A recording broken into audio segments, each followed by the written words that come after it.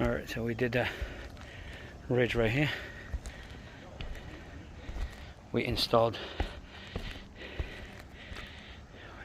these.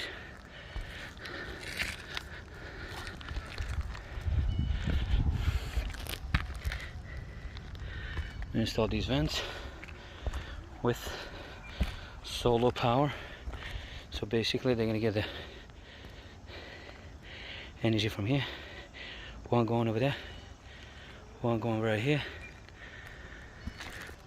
That's about it.